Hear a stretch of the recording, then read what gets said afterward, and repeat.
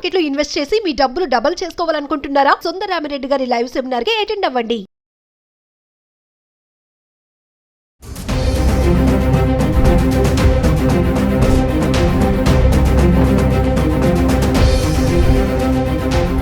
నమస్తే, welcome back to Suman T. ప్రస్తుతం మనతో పాటు ఉన్నారు certified astro business coach Javeria గారు.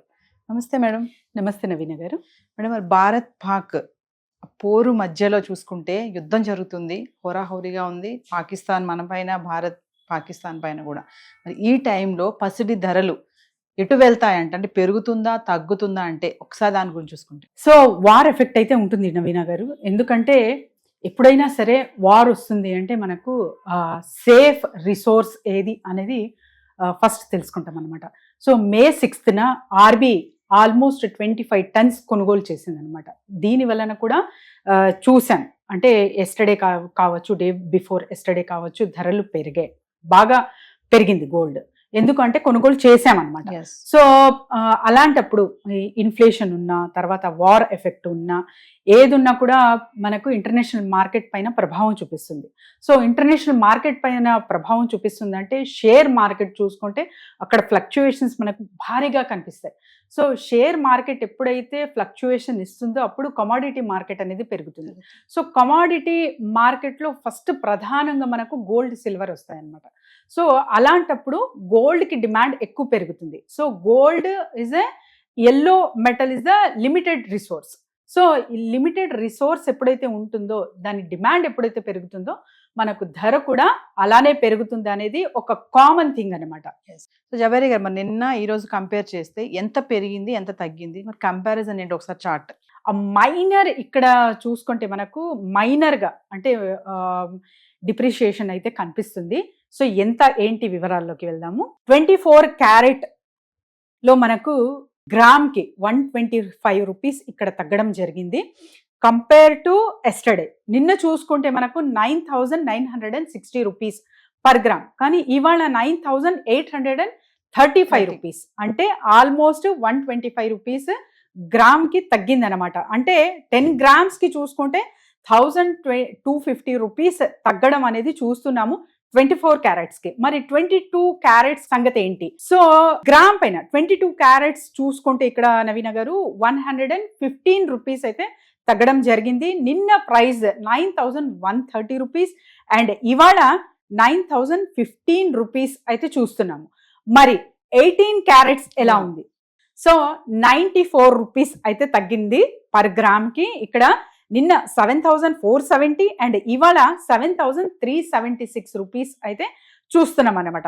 సో 18 క్యారెట్స్ గోల్డ్ ఎక్కువ మొక్కు చూపిస్తున్నారు ఆల్మోస్ట్ మహిళలు. ఎందుకంటే కొంచెం అంటే గ్రామ్ లెక్కన కూడా మీరు ఇక్కడ 50 రూపీస్ తగ్గినా పెరిగినా అంటే మనకు తులంలో తీసుకుంటే కూడా ఎంతో మార్పు ఇక్కడ చూస్తామన్నమాట. అందుకని సో చాలా మంది అంటే నాట్ ఓన్లీ ఫర్ దట్, ఇప్పుడు వేస్టేజ్ కావచ్చు, జిఎస్టీ కావచ్చు, అండ్ తర్వాత వచ్చేసి మీకు చాలా ఉంటాయి కదా. సో మేకింగ్ ఛార్జెస్ కావచ్చు, ఇవన్నీ కలిపితే కూడా మనకు ఆల్మోస్ట్ ఆల్ ఎక్కువ ధర అవుతుందని 18 క్యారెట్స్కి ఆల్మోస్ట్ ఆల్ షిఫ్ట్ అవుతున్నారు మహిళలు. సో కాకపోతే 24 క్యారెట్స్ కూడా మీరు కాయిన్ రూపంలో తీసుకుంటున్నారు ఫర్ ఎ లాంగ్ పీరియడ్ అంటే కూడా చాలా మంచి రిజల్ట్స్ అనేది చూస్తారు. జవేరియా గారు, ఇప్పుడు భారత్ పాకిస్తాన్ అనేవి రెండు ప్రపంచంలో అతిపెద్ద బంగారం వినియోగదారులలో అతిపెద్దవని చెప్తా ఉంటారు కదా, మరి వీటి గురించి ఒకసారి చూస్తే.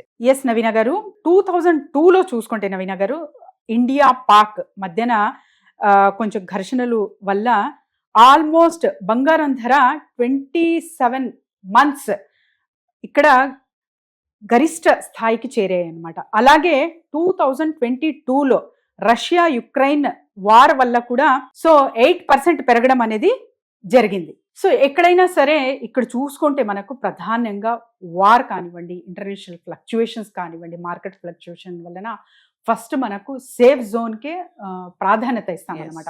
సో సేఫ్ జోన్కి ప్రాధాన్యత ఇస్తున్నాము అంటే మనం అంటే ఒక మంచి రిజల్ట్ అనేది చూస్తాము అండ్ మన కంట్రీ ఎలాంటివి కూడా ఫ్యూచర్లో చాలా అంటే స్కేర్సిటీ రాకుండా కాపాడుకుంటుంది తనకు తాను. సో ఇలా బ్యాంక్స్ కొనుగోలు చేయడం వల్ల బంగారము ఈ ధరలు అనేది చాలా పెరుగుతున్నాయి. అలానే ఉంటాయా అన్నది కూడా క్వశ్చన్ అనమాట.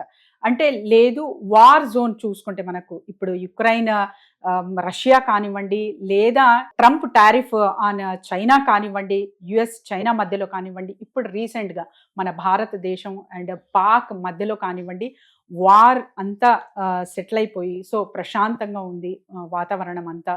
అంటే గోల్డ్ రేట్ తగ్గే అవకాశం చాలా చాలా ఉన్నాయి నవీన గారు. లేదు ఇలానే వార్ కంటిన్యూయేషన్ కానివ్వండి, మార్కెట్ ఫ్లక్చుయేషన్ కానివ్వండి ఉంటాయి ఇంకా అంటే గోల్డ్ రేట్ పెరగడంలో ఎటువంటి సందేహం లేదు. అంటే ఇప్పుడు చాలా రిపోర్ట్స్ చెప్తున్నాయి మేడం, ఇప్పుడు భారత్ పాకిస్తాన్ ఈ ఘర్షణలు జరుగుతున్న ఈ నేపథ్యంలో చాలానే పెరిగే అవకాశాలే ఎక్కువ ఉన్నాయి, తగ్గే అవకాశాలు చాలా తక్కువ ఉన్నాయి అంటున్నారు. అంటే ఈ టైంలో ఇలాంటి వార్ టైంలో ఈ బ్యాంక్స్ కూడా గోల్డ్ని రిజర్వ్ చేసి పెట్టుకుంటుందా? మీరు స్టార్టింగ్లో చెప్పారు టన్నుల బంగారాన్ని రిజర్వ్ చేసి పెట్టుకుంది అని చెప్పేసి. అంటే ఈ వార్ జోన్లో ఉన్నప్పుడు బిఫోర్గానే ముందే అంటే ఫ్లక్చుయేషన్స్ ఎలా ఉంటాయో రేట్స్ అని చెప్పేసి రిజర్వ్ చేసుకోవడం జరుగుతుంది అంటారా? ఎస్, అబ్సల్యూట్లీ కరెక్ట్ నవీన గారు. ఎందుకంటే ఇప్పుడు ఫర్ ఎగ్జాంపుల్ నేను చెప్తున్నాను చిన్నగా, అంటే ఎవరికైతే ట్యాప్ అవైలబుల్ ఆల్మోస్ట్ ఆల్ ఉంది, లేదు నీళ్లు ఈ టైం నుంచి ఈ టైం వరకు కట్ చేస్తాము అని ఇంతకుముందు వినేవాళ్ళం. అప్పుడు ఏం చేసేవాళ్ళు అందరూ? సో సింపుల్ ఎగ్జాంపుల్, అంతా స్టోర్ చేసి పెట్టేవాళ్ళం, చిన్న చిన్న గిన్నెల్లో కూడా స్టోర్ చేసి పెట్టేవాళ్ళం. యాజ్ ఇట్ ఈజ్ ఒక yellow metal is limited here. So అందుకని చెప్పి దేనికి ఎక్కువ విలువ ఉంటుందంటే, ఎందుకంటే 5 decades చూసుకున్నా, ఇప్పుడు గడిచిన హిస్టరీ చూసుకున్నా, రాబోతున్న హిస్టరీ చూసుకున్నా కూడా 5 decades ఆల్మోస్ట్ ఆల్ ఏదైనా కంటిన్యూస్గా చూసాము ఒక రిసోర్స్ని అంటే అది ఎల్లో మెటల్ గోల్డ్. సో గోల్డ్కి ప్రాధాన్యత అంతా ఇంత లేదు, ఎందుకంటే ఎప్పుడైనా సరే డాలర్కి కంపారిజన్లో గోల్డ్ మాత్రమే నిలిచింది నవీన గారు. గోల్డ్ ప్రైస్ అనేది విలువ అనేది ఎప్పటికీ తగ్గదు, తరగదు. లాంగ్ రన్లో మనం ఇన్వెస్ట్ చేస్తున్నాము అంటే ఖచ్చితంగా మనకు నష్టాలు అనేది చూడరు, ప్రాఫిట్ గెయిన్ అనే చూస్తారు. లేదా ఇప్పుడు ప్రస్తుతం అయితే నేను కొనుగోలు చేయాలి, ప్రస్తుతమే రిజల్ట్ కావాలి అంటే అన్సర్టినిటీ అన్నమాట, చెప్పలేము. సో పెరగచ్చు ధర, తగ్గచ్చు. సో ఏదేమైనా జవేరి గారు, ఈ వార్ జోన్ టైంలో మాత్రం గోల్డ్ పెరిగే ఛాన్సెస్ ఎక్కువ ఉన్నాయి అనుకోవచ్చు అంటారు? అబ్సల్యూట్లీ నవీన గారు. Thank you.